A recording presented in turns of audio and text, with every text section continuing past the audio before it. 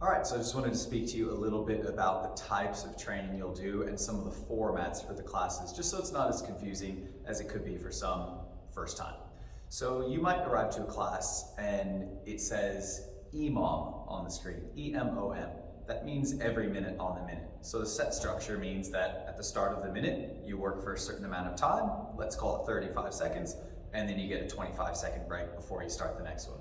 Or it might be a 60-second repeating timer where you have a target to complete, let's say 15 squats in that time frame, and anything left over is rest. So that's what EMOM means. We have things like AFAP, as fast as possible, pretty self-explanatory, hit the target as fast as you can, any leftover time is rest.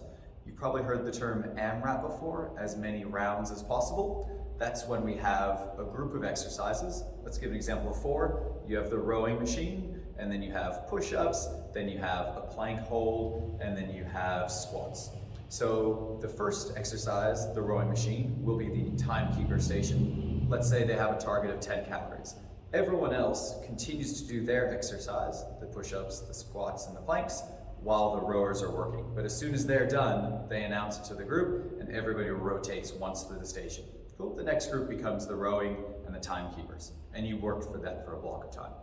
You might have something like you go, I go in some strength classes and your XTX class where you'll work with a partner and say it's 6 repetitions of an exercise. You do 6 and then I do 6. You go, I go, and maybe we go for 3 minutes, maybe it's 6 minutes. It all depends on the class of the day. A cluster set is something that we'll do in strength and hypertrophy classes.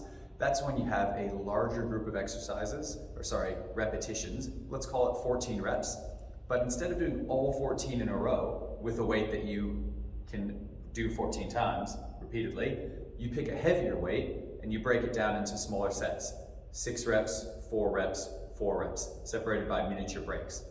So in that sense, you can work with heavier weights. You can still get those 14 reps in a short amount of time, but you don't have to do them all at once. Gets you stronger a bit quicker. You might have tempo exercises where instead of just squatting down for 1, standing for 1, you do 3 seconds on the way down, and you hold for 2 seconds at the bottom, and you stand for 1. That builds our endurance, and it's also really valuable for technique adherence because it just gets those patterns in our mind and sets them there. And then we have things supersetting. That could be 2 different exercises in a strength class where you do chin-ups followed by rowing, working the similar muscle groups but in 2 different exercises back to back. Or it may be in a class like strength endurance where you do a strength exercise and then a cardio exercise and you alternate between those 2 sets for a total of 8 rounds or 4 on each. So these are the sort of things that you might find in your classes while you're training here at BFT Fitzroy.